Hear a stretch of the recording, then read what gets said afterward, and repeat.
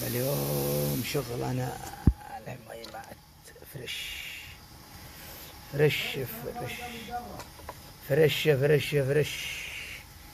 هذا شغلنا اليوم. حط البصل، حط الحمام، حط محطي ما شاء الله. حمص طبعا ما نستخدم الملعقة، نقلب القلب. يا سلام يا سلام، ربني بس. لذلك أنا تعبت لين وجدت الكبود. شوفون، امسك تعال يا ولد، امسك الطهرية.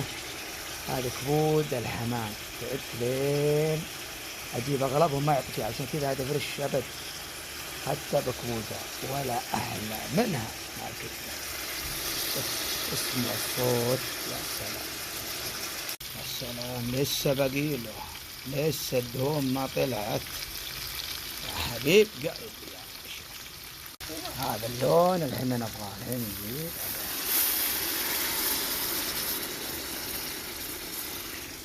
يا سلام، نغطيه بس نغطيه.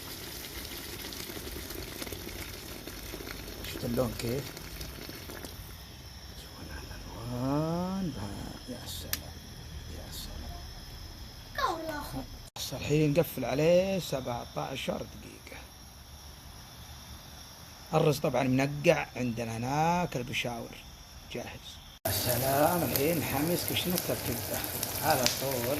حط الكبدة، حط الكبدة طال عمرك. هذه نحطها فوق ايش الرز، كبدة حمام. يا سلام يا سلام، تشويها بس. حطينا الرز طال عمرك بعد ما نقعناه شويات، بعدين نحط كشنتنا. نقفل عليه 10 دقائق. يا سلام، هذا طبعا نهاية الشغل الآن. هذه الكبدة، كبدة الحمام، وهذا الرز. شوفوا حبة الرز كيف، والعافية جميل.